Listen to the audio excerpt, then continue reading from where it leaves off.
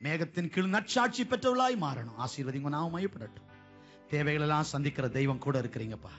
இந்த மாதம் ஒரு அற்புதம் நடக்க போகுதப்பா. ஆண்டவரே, அடுத்த ஆண்டவரே கர்த்தாவே, மீதி இருக்க 10-12 நாட்கள் ஒரு அதிசயம் நடக்கும். 4 மாதம் நடக்காத அற்புதம் இந்த 5ஆம் மாதம் நடக்கும்.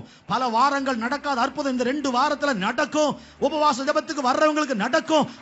இரவு ஜபத்துக்கு வர்றவங்களுக்கு நடக்கும். உங்க சமூகத்துக்கு வர்றவங்களுக்கு நடக்கும். மேகத்துக்குள் இருக்கிறவங்களுக்கு நடக்கும்.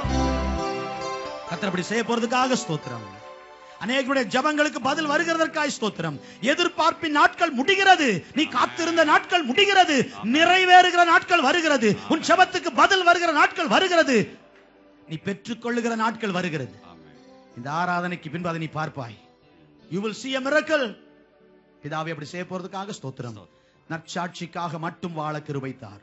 ஆசீர்வதியும், எங்களை ஆசீர்வாதமாய் மாற்றும். இயேசுவின் நாமத்தில் வேண்டுகிறோம் பிதாவே. ஆமென். ஆமென். நம்முடைய கர்த்தராகிய இயேசு கிறிஸ்து கிருபையும் பிதாவாகிய பரிசுத்தாவின் ஐக்கியம் அந்யோன்யமாகவும் நம் அனைவரோடு என்றும் எப்பொழுதும் இருப்பதாக.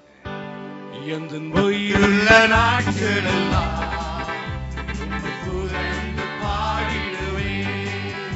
எந்தன் உயிருள்ள நாட்களெல்லாம் உம்மை புகழ்ந்து பாடிடுவேன். ராஜா, நீ செய்த நன்மைகளை எண்ணி துதித்திடுவேன்.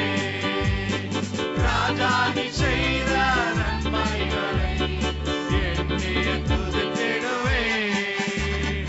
ஆராதனை உமக்கே, ஆராதனை உமக்கே, ஆராதனை உமக்கே, ஆராதனை உமக்கே, ஆராதனை உமக்கே, ஆராதனை உமக்கே, ஆராதனை உமக்கே, ஆராதனை உமக்கே. என் ஆத்மாவே கர்த்தரை ஸ்தோத்திரி, என் முழு உள்ளமே ஸ்தோத்திரி.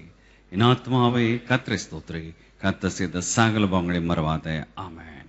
ஹல்லேலூயா, ஹல்லேலூயா. கர்த்தர் நமக்கு ஸ்தோத்திரம் உண்டாகட்டும்.